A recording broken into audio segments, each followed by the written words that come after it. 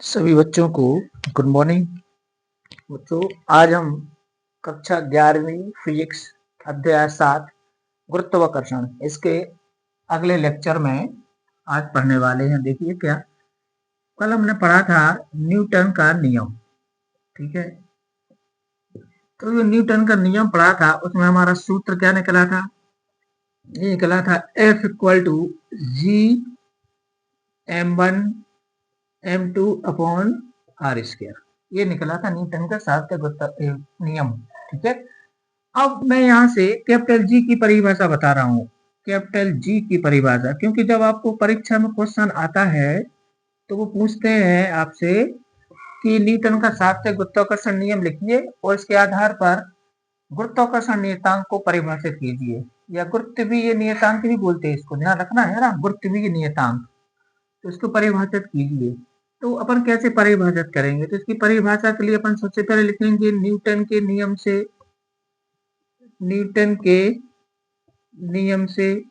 तो नियम से क्या लिख देंगे? हाँ, ये लिख देंगे F इक्वल टू होता है जी m1 m2 upon R square. अब यदि मैं इसमें m1 equal to m2 equal to 1 ले लूं, मैंने माना कि दोनों द्रव्यमान इकाई हैं, इकाई द्रव्यमान है, और इसके बाद फिर मैं F की वैल्यू जो है, F की ए भी 1 ले लूं और आर की वैल्यू भी 1 ले लूं। ठीक है ना, आर की वैल्यू भी क्या ले लूं? 1 ले लूं। तो यहाँ पर एफ की वैल्यू नहीं लेना है, सिर्फ m1 m2 को बंद कर देना और आर को भी बंद कर देना है। ठीक है ना, आर इक्वल टू बंद कर दें, आर को बंद कर, तब आपको क्या मिलेगा? तब एफ इक्वल टू क्या आएगा, जल्दी बताओ। एफ इक्वल टू आएगा capital G into one upon 1, यानी कि एफ इक्वल टू जी आ जाएगा। एफ इक्वल टू क्या आ जाएगा? जी आ जाएगा। ठीक है ना, तो अब F बराबर G होता है, कब होता है? जब द्रव्यमान इकाई हो और दूरी भी इकाई हो। तो इसकी परिभाषा बन जाती है इस प्रकार, एक दूसरे से इकाई दूरी पर स्थित या 1 मीटर मान लो, 1 मीटर की दूरी पर स्थित दो बिंदु द्रव्यमान जिनके प्रत्येक का परिमाण इकाई हो, यानी कि एकांक हो, यानी कि 1 किलोग्राम हो, एक दूसरे पर जो गुरुत्वाकर्षण बल आरोपित करते हैं वह आंकिक रूप से गुरुत्वीय नियतांक के बराबर होता है। यानी कि एक दूसरे से इकाई दूरी पर स्थित दो बिंदु द्रव्यमान जो बल आरोपित करते हैं वह आंकिक रूप से गुरुत्वीय नियतांक के बराबर होता है। आंकिक रूप से किसके बराबर होता है? गुरुत्वीय नियतांक के बराबर होता है। क्या मिली हमारे लिए परिभाषा? कि एक दूसरे से इकाई दूरी पर स्थित एकांक द्रव्यमान के जो पिंड हैं वो एक दूसरे पर जो गुरुत्वाकर्षण बल लगाते हैं वह आंकिक रूप से गुरुत्वाकर्षण नियतांक के बराबर होता है, या गुरुत्वीय नियतांक के बराबर होता है। यही मान लेते हैं, गुरुत्वाकर्षण नियतांक आंकिक रूप से गुरुत्वाकर्षण बल के उस आंकिक मान के बराबर होता है जो एक दूसरे से इकाई दूरी पर स्थित इकाई द्रव्यमान के बिंदु द्रव्यमान एक दूसरे पर आरोपित करते हैं। ठीक है ना, तो ये हमारे पास गुरुत्वाकर्षण नियतांक की परिभाषा आ जाती है। इसका मान कितना बनेगा हमारे पास? इसका मान कितना बनेगा? इसका मान क्या आएगा? तो मान आता है जी का मान कितना होता है? 6.67 इंटू 10⁻⁻11 और न्यूटन मीटर स्क्वायर प्रति किलोग्राम स्क्वायर। ठीक है ना, ये इसका हमारे पास मान है। तो परिभाषा क्या बनी? एक दूसरे से एक गुरुत्वाकर्षण नियतांक का मान आंकिक रूप से उस गुरुत्वाकर्षण बल के बराबर होता है जो इकाई द्रव्यमान के दो पिंड एक दूसरे से इकाई दूरी पर स्थित होते हुए आरोपित करते हैं एक दूसरे पर। ठीक है, तो वो हमारे पास इसकी परिभाषा बन जाएगी। अब हमारे पास आता है स्मॉल जी और कैपिटल गुरुत्वीय त्वरण के बारे में। ये इंपॉर्टेंट है, गुरुत्वीय त्वरण। गुरुत्वीय त्वरण स्मॉल जी के बारे में पढ़ना है अपन के लिए, है ना। स्मॉल जी के बारे में क्या है? तो यदि कोई वस्तु, मान लीजिए ये पृथ्वी है, अर्थ है, और ये कोई पिंड है जो स्वतंत्र पूर्वक नीचे को गिर रहा है, तो पृथ्वी को अट्रैक्ट करेगी ना, अट्रैक्ट करेगी, उस पर बल लगेगा तो इसमें त्वरण आएगा, नहीं आएगा? तो स्वतंत्रता पूर्वक गिरती हुई वस्तु में पृथ्वी के गुरुत्व के कारण, स्वतंत्रता पूर्वक गिरती हुई वस्तु में पृथ्वी के गुरुत्व के कारण उत्पन्न त्वरण को गुरुत्वीय त्वरण कहते हैं। या स्वतंत्रता पूर्वक गिरती हुई वस्तु के वेग में पृथ्वी के गुरुत्व के कारण प्रति सेकंड जो वृद्धि होती है उसे गुरुत्वीय त्वरण कहते हैं। तो क्या लिखेंगे अपन, पृथ्वी के गुरुत्व के कारण, पृथ्वी के गुरुत्व के कारण स्वतंत्रता पूर्वक गिरती हुई वस्तु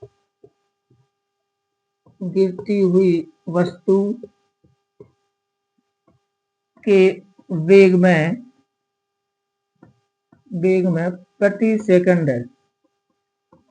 में प्रति सेकंड होने वाली वृद्धि को गुरुत्वीय त्वरण कहते हैं। गुरुत्वीय त्वरण कहते हैं। ठीक है, परिभाषा बन गई। क्या बन गई, पृथ्वी के गुरुत्व के कारण स्वतंत्रता पूर्वक गिरती हुई वस्तु के वेग में प्रति सेकंड होने वाली वृद्धि को गुरुत्वीय त्वरण कहते हैं। या क्या बन जाएगा हमारा, पृथ्वी के गुरुत्व के कारण स्वतंत्रता पूर्वक गिरती हुई वस्तु में उत्पन्न त्वरण को गुरुत्व के कारण जो त्वरण उत्पन्न हुआ है ना, उसको गुरुत्वीय त्वरण कहते हैं। तो आप ऐसा भी बोल सकते हो, इसको हम स्मॉल जी से प्रदर्शित करते हैं, स्मॉल जी से। ठीक है ना। अब समुद्र, अब क्योंकि त्वरण है तो मात्रक होगा मीटर प्रति सेकंड, तो मात्रक क्या होगा, मीटर प्रति सेकंड स्क्वायर। मात्रक होगा मीटर प्रति सेकंड स्क्वायर, क्योंकि त्वरण है वो तो। और विमेय सूत्र क्या होगा, m to the power 0 l to the power -2, ये इसका विमेय सूत्र हो जाएगा। क्यों हो जाएगा, क्योंकि त्वरण है ना, तो त्वरण का जो विमेय सूत्र होता है वही तो रहेगा, बदलेगा थोड़ी। अब इसका मान ध्यान देना बच्चों, इसका मान तो समुद्र तल पर 45 डिग्री अक्षांश पर, ठीक है ना, तो समुद्र तल पर कहां पर मापा गया, ये समुद्र तल पर 45 डिग्री अक्षांश पर जी का मान 9.8 मीटर प्रति सेकंड स्क्वायर, या जी का मान सीजीएस पद्धति में 980 सेंटीमीटर प्रति सेकंड स्क्वायर, या एफपीएस पद्धति में 32.2 फुट प्रति सेकंड स्क्वायर ये है। तो ये जी का मान है कि आपको ध्यान रखना है तीनों पद्धतियों में।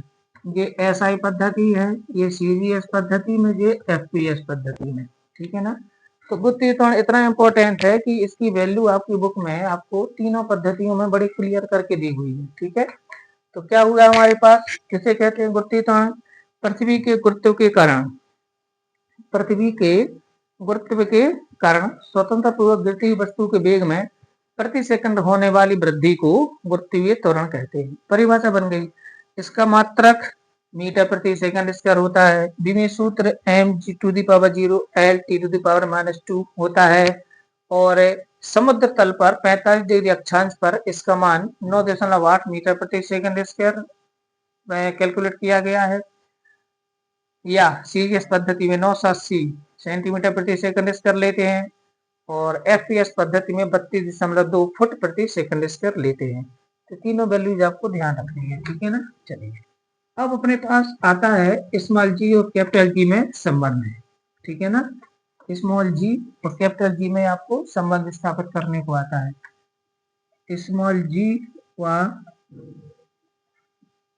कैपिटल जी में हमें संबंध स्थापित करना है। संबंध,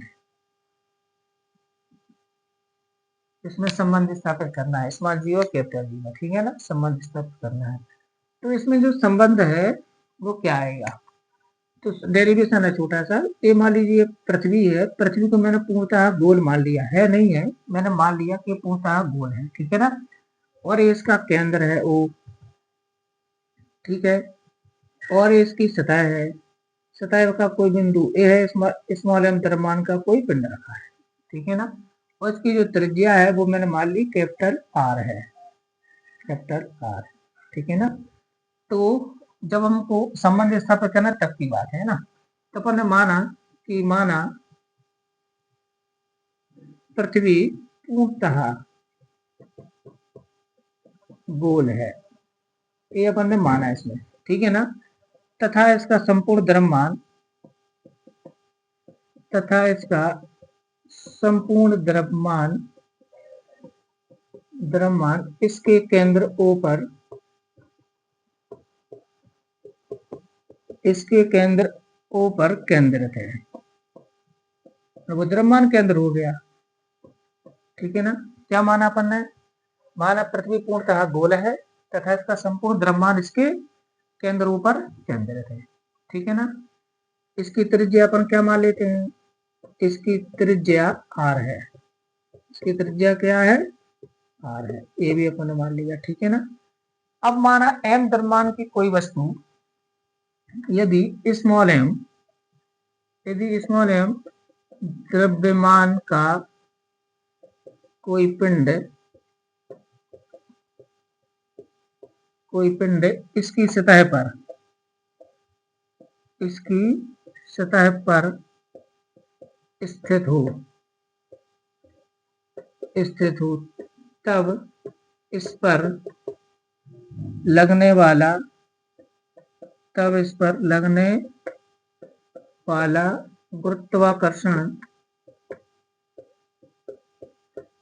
गुरुत्वाकर्षण बल कितना लगेगा बताओ। F इक्वल टू होगा capital G capital M small m upon r square, इतना लगेगा। क्यों, क्योंकि G(m1m2 अपॉन r स्क्वायर सूत्र होता है, तो कैपिटल M पृथ्वी का द्रव्यमान है, इसके अपन को द्रव्यमान को अपन लिखा नहीं है तो यहाँ लिख देते हैं, यहाँ कैपिटल M पृथ्वी का द्रव्यमान है। क्या है, पृथ्वी का द्रव्यमान है। क्यों लिखना पड़ेगा, क्योंकि इसमें मेंशन नहीं किया ना, इसमें हमने कहीं बताया नहीं है कि कैपिटल M क्या है, तो यहाँ लिख देते हैं, ठीक है ना। अब मान लीजिए कि ये जो वस्तु है, अभी ध्यान रखना मैंने पूरे द्रव्यमान को यहाँ पर केंद्रित माना था, तो हम जानते हैं न्यूटन का नियम बिंदु द्रव्यमानों के बीच रखता है। अब ये जो वस्तु है इसमें मान लीजिए ए त्वरण उत्पन्न होता है ना। माना गुरुत्व के कारण बिंदु ए पर वस्तु में उत्पन्न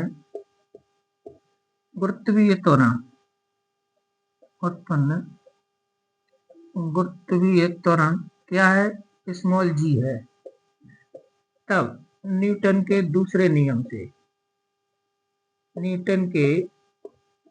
गति के द्वितीय नियम से क्या होगा बताओ जी। द्वितीय नियम क्या बोलता है, F बराबर m d आ जाएगा। इसको समीकरण 2 दे भाई, F बराबर m होता है ना, पर एक ही जगह हमारा त्वरण क्या है g, mg हो जाएगा। दोनों की तुलना कर दो तो समीकरण 1 हुआ 2 से, दोनों की तुलना कर दो तो क्या आ जाएगा हमारे पास, m इंटू जी बराबर आ जाएगा g m upon r square, ये आ जाएगा। क्लियर है, हाँ क्लियर है। m से m कट गया तो स्मॉल g की वैल्यू आ जाएगी हमारे पास g m बटे r स्क्वायर। ये अभीष्ट संबंध है, यही है, ठीक है ना। तो स्मॉल g और कैपिटल G में अगर आपको संबंध स्थापित करने को आ जाए तो क्या निकलेगा हमारा, क्या निकलेगा संबंध, जल्दी बताओ। संबंध निकलेगा हमारा small g equal to capital G capital M upon r square. और ये जो फार्मूला है इसकी मैं आपको विशेषता बता दूं, ये फार्मूला आपको पूरे ब्रह्मांड में हर जगह एप्लीकेबल है। जैसे इसकी सहायता से हमने यहाँ पर पृथ्वी का द्रव्यमान लिखेंगे, यहाँ पृथ्वी की त्रिज्या, तो पृथ्वी की सतह पर गुरुत्वीय त्वरण निकल आएगा। लेकिन अगर हमें चंद्रमा की निकालना है, चंद्रमा का गुरुत्वीय त्वरण कितना है, तो यहाँ पर मुझे चंद्रमा का द्रव्यमान लिखना है और चंद्रमा की त्रिज्या चंद्रमा की सतह पर निकल आएगा। मुझे मान लो बुध ग्रह का निकालना है कितना है, तो यहाँ मुझे बुध का द्रव्यमान लिखना है, बुध की त्रिज्या, क्योंकि इसका मान तो पूरे यूनिवर्स में एक सा होता है ना हर जगह, तो बुध का निकल आएगा। अगर मुझे बृहस्पति ग्रह पर निकालना है, बृहस्पति जो कि सबसे बड़ा ग्रह है, तो यहाँ बृहस्पति का द्रव्यमान लिख दो, बृहस्पति की त्रिज्या लिख दो, तो बृहस्पति पर आपका निकल आएगा। अगर मुझे सूर्य पर निकालना है तो सूर्य क्या कर देते हैं, सूत्र वास्तव में मैंने पृथ्वी के परिप्रेक्ष्य में यहाँ पढ़ा है, लेकिन ये सभी ग्रहों उपग्रहों पर लागू होता है, ठीक है ना। अच्छा, यहाँ पर एक बात और मुझे आपको बताना चाहिए कि ये स्मॉल एम यहाँ पर कैंसिल हो गया। स्मॉल एम क्या था? स्मॉल एम था इस वस्तु का द्रव्यमान, ये तो कट ही गया ना। तो इसका मतलब हुआ, ध्यान रखना कि गुरुत्वीय त्वरण का मान वस्तु के द्रव्यमान पर निर्भर नहीं करता, ठीक है ना। ये बहुत महत्वपूर्ण बात है। गुरुत्वीय त्वरण का मान पिंड के द्रव्यमान पर निर्भर नहीं करता, पिंड के द्रव्यमान पर। ये लाइन आपकी एनसीईआरटी की बुक में सबसे आगे मेंशन की गई है कि जो वस्तु गिरती है उस पर एक सा त्वरण उत्पन्न होता है ना। मैं इसको आपको थोड़ा सा अगर मुझे मिल जाता है जल्दी ही तो मैं आपको बता देता हूँ कि देखिए, ये बात लाइन यहाँ पर लिखी हुई है और ये गैलीलियो ने सबसे पहले इस कथन की पुष्टि की थी। किसने की थी? गैलीलियो ने, ठीक है। तो क्या है वो बात? आपको आपकी बुक में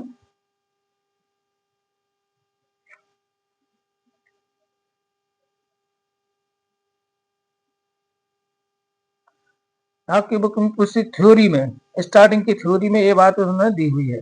क्या दी हुई है उन्होंने बताया गैलीलियो ने कि अगर कोई वस्तु जो है ऊपर से दो अलग अलग द्रव्यमान की वस्तुएं गिरती हैं तो उनमें एक समान त्वरण उत्पन्न होता है, लेकिन वो स्वतंत्रता पूर्वक गिरे तो कारण क्या है? देखो, गुरुत्वीय त्वरण का मान पिंड के द्रव्यमान पर निर्भर नहीं करता, पिंड के द्रव्यमान पर निर्भर नहीं करता, ठीक है ना। इसका मतलब हुआ कि अगर मैं दो चीजों को, जैसे मैं इन दोनों को समान ऊंचाई से गिराऊं तो पृथ्वी पर एक साथ पहुंचेंगे। ध्यान देना, अगर मैं कागज के टुकड़े को ले लूं, कागज के टुकड़े को, और इस मार्कर को ले लूं तो भी दोनों एक साथ पृथ्वी पर पहुंचेंगे, लेकिन आप इसको स्वीकार नहीं कर पाएंगे। क्यों नहीं कर पाएंगे? क्योंकि मैं जो ये बात कर रहा हूं ये है वो स्वतंत्रता पूर्वक गिरने के लिए। मतलब ये कब पहुंचेंगे एक साथ? जैसे मैं इनको छोड़ूं तो अभी ये पहले पहुंच जाएगा, ये बाद में पहुंचेगा, क्योंकि हवा का जो प्रतिरोधी बल है वो काम करेगा। लेकिन ये सूत्र कब लागू होता है? जब हम हवा को अलग करें, माने वैक्यूम माने। स्वतंत्र पूर्वक गिरने का मतलब होता है कि कोई प्रतिरोधी बल काम नहीं कर रहा है तब। तो अगर इस स्थिति में कागज के टुकड़े को और पत्थर को गिराऊं तो वो एक साथ पहुंचेंगे नीचे, ठीक है ना। क्यों? क्योंकि जो ग्रेविटेशनल एक्सेलरेशन है, जो गुरुत्वीय त्वरण है, वो पिंड के द्रव्यमान पर निर्भर नहीं करता। तो ये सूत्र के साथ आप हर जगह द्रव्यमान निकाल सकते हैं, ध्यान रखना है, ठीक है ना। अब अगला प्रश्न हमारे पास आता है स्मॉल जी और कैपिटल जी में अंतर। बहुत इंपॉर्टेंट प्रश्न है, परीक्षा में आपको सबसे ज्यादा इस चैप्टर से पूछे जाने वाले प्रश्नों में से है स्मॉल जी और कैपिटल जी में अंतर। स्मॉल जी और कैपिटल जी में अंतर, तो वो अंतर का प्रश्न क्या है उसको अपन यहाँ पर जान लेते हैं, ठीक है ना। तो मैं आपको बताता हूँ, गुरुत्वीय त्वरण, गुरुत्वीय त्वरण स्मॉल जी, गुरुत्वीय त्वरण स्मॉल जी और गुरुत्वाकर्षण नियतांक, गुरुत्वाकर्षण नियतांक, जिसको हमने नाम दिया था कैपिटल जी, इनमें संबंध पढ़ना है, अंतर पढ़ना है, सॉरी, इनमें अंतर। और ये भी आपका इम्पोर्टेंट प्रश्न है, इम्पोर्टेंट प्रश्न है। स्मॉल जी और कैपिटल जी में अंतर लिखिए, ठीक है ना। तो ये आपका इम्पोर्टेंट प्रश्न है। तो पहला प्रश्न क्या आ जाएगा? पहले प्रश्न में दोनों की आपको परिभाषा लिख देनी है, मैं नहीं लिख रहा हूँ, आपको दोनों की परिभाषा लिख देनी, ठीक है ना। पहले अंतर में क्या लिख देनी है? परिभाषा। क्या लिखोगे कि स्वतंत्रता पूर्वक गिरती वस्तु में पृथ्वी के गुरुत्व के कारण उत्पन्न त्वरण को गुरुत्वीय त्वरण कहते हैं। फिर एक दूसरे से इकाई दूरी पर स्थित इकाई द्रव्यमान के पिंडों के बीच जो बल कार्य करता है वह आंकिक रूप से गुरुत्वाकर्षण नियतांक के बराबर होता है। पहला अंतर। दूसरा अंतर हमें क्या मिलेगा कि ये जो है ना, ये एक सदिश राशि है। कौन सी राशि है? सदिश राशि है, क्योंकि त्वरण है ना, दिशा होगी, सदिश राशि है। ये कौन सी राशि है? अदिश राशि है, इसको उससे कोई मतलब नहीं है। ये कौन सी राशि है? इस तरफ सदिश राशि है, इस तरफ वाला जो दिया हुआ है वो कौन सी राशि है? अदिश राशि है। फिर 3, इसका मान भिन्न भिन्न स्थानों पर भिन्न भिन्न होता है। इसका मान स्थान बदलने पर बदल जाता है, या भिन्न भिन्न स्थानों पर भिन्न भिन्न होता है। इसका मान भिन्न भिन्न स्थानों पर भिन्न भिन्न होता है, भिन्न भिन्न होता है माने बदलता है। ठीक है ना, इसमें क्या लिखोगे, बोलो। हाँ, इसका मान सभी स्थानों पर एक समान होता है। इसका मान सभी स्थानों पर कैसा होता है बच्चों, एक समान होता है। कितने अंतर मिल गए, 3 अंतर मिल गए। चौथा, इसका SI मात्रक क्या होता है बताओ। इसका SI मात्रक मीटर प्रति सेकंड स्क्वायर होता है, मीटर प्रति सेकंड स्क्वायर होता है। इसका क्या होता है बताओ, इसका SI मात्रक kilogram newton metre square, sorry newton metre square प्रति किलोग्राम स्क्वायर होता है। ठीक है ना, ये कितने अंतर हो गए हमारे पास, इनके 4 अंतर हो गए। ठीक है ना, अब इसका 5वां अंतर लिख लेते हैं। 5वां अंतर विमीय सूत्र पर है। वो क्या, इसका विमीय सूत्र क्या होता है बोलो। इसका विमीय सूत्र m⁻0 L⁻⁻2 होता है, होता है। इसका क्या होता है बताओ मुझे। इसका विमीय सूत्र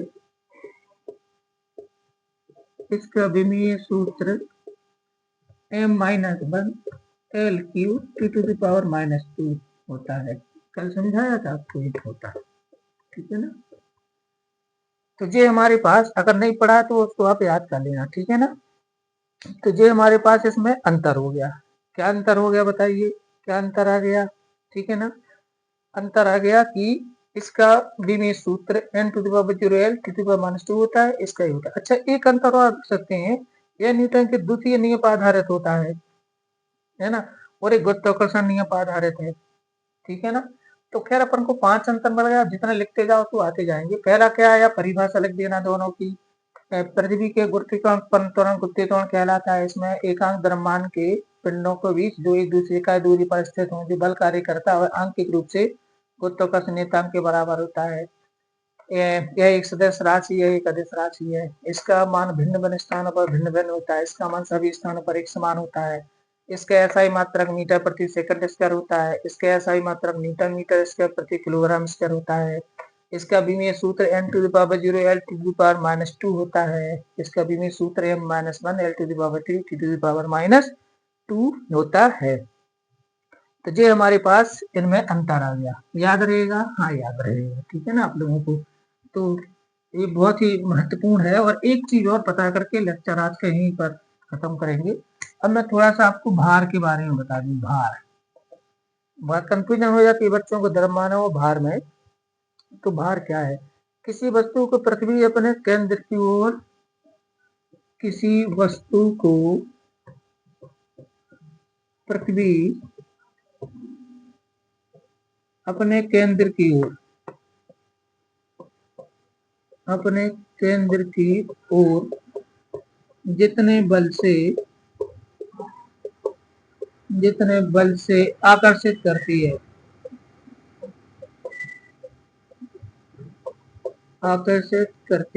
उसे वस्तु का भार कहते हैं, उसे वस्तु का भार कहते हैं। तो भार क्या है, भार एक बल है। ठीक है ना, ये क्लियर हो गया। भार क्या है, एक बल है। तो किसी वस्तु को पृथ्वी अपने केंद्र की ओर जितने बल से आकर्षित करती है, उसी वस्तु का क्या कहते हैं, भार। यदि वस्तु का द्रव्यमान m हो तो उसके भार का सूत्र होता है mg। ये भार का सूत्र है। ठीक है ना, ये भार का क्या है, सूत्र है। तो भार का सूत्र क्या होता है, W बराबर mg। क्लियर हो गया, हाँ हो गया। दूसरी बात ये ध्यान रखना है, अब चूंकि g का मान अलग अलग स्थानों पर अलग होता है, इसलिए भार का मान अलग अलग स्थानों पर अलग अलग होगा, ये ध्यान रखना। ठीक है ना, भारत में कुछ और होगा, अमेरिका में कुछ और होगा, चंद्रमा पर कुछ और होगा। अभी भार अलग अलग जगह पर अलग अलग होता है, ये इस पर हम बात करेंगे जब जी के परिवर्तन का अध्ययन करते हैं। ठीक है ना, अब आपको इसमें से एक बात और ध्यान रखेंगे, भार हो गया। अब आपको द्रव्यमान और भार में अंतर अगर आपसे पूछा जाए तो अब आपको ये ध्यान रखना है, किसमें अंतर, भार में और द्रव्यमान में। अब ये अंतर आप लोग बना लेना। पहला तो आपको क्या लगा देना है, परिभाषा। पहला परिभाषा, परिभाषा में क्या आएगा कि परिभाषा में हमारे पास आएगा कि पृथ्वी जिस बल से आकर्षित करती है उसे भार कहते हैं। इसमें क्या आएगा, द्रव्यमान संहति है, माने जो पदार्थ है वस्तु में लगा होता है वो द्रव्यमान कहलाता है। दूसरा, इसका मान भिन्न भिन्न स्थानों पर भिन्न भिन्न होगा, भिन्न भिन्न स्थानों पर भिन्न भिन्न, यानी कि भिन्न भिन्न स्थानों पर भिन्न भिन्न होगा, भिन्न भिन्न स्थानों पर भिन्न भिन्न होगा, ठीक है ना। इसका क्या आ जाएगा, सभी स्थानों पर एक समान होता है, सभी स्थानों पर एक समान मानियत होता है किसी वस्तु का द्रव्यमान, है ना। फिर तीसरा, इसका मात्रक क्या होगा, न्यूटन, इसका मात्रक किलोग्राम होता है, ठीक है ना। चौथा, यह एक सदिश राशि है, सदिश, इसमें क्या लिख देना है, एक अदिश राशि है। तो इस प्रकार से आप भार में और द्रव्यमान में अंतर लिख सकते हैं। तो ये अंतर आपको बना लेना है, ठीक है ना, क्योंकि परीक्षा में कोई गारंटी नहीं है, कुछ भी पूछा जा सकता है, ठीक। इस प्रकार आज हम यहीं पर रखते हैं, कल हम पढ़ेंगे अगले लेक्चर में, मतलब वृत्तीय त्वरण का मान गहराई के साथ और ऊंचाई के साथ किस प्रकार बदलता है, इसके डेरिवेशन को, ठीक है। सभी को नमस्कार।